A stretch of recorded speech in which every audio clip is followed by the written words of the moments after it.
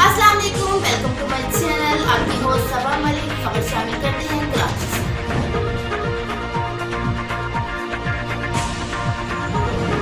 آپ دیکھ رہے ہیں خوشی نیوز، پاکستان کی آواز۔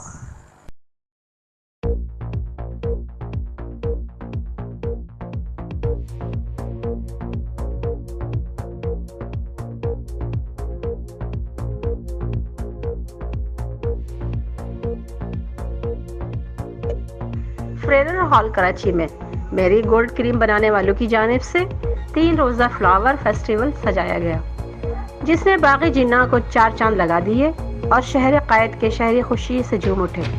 رپورٹ شہزاد حسین، مشن نیوز کراچی۔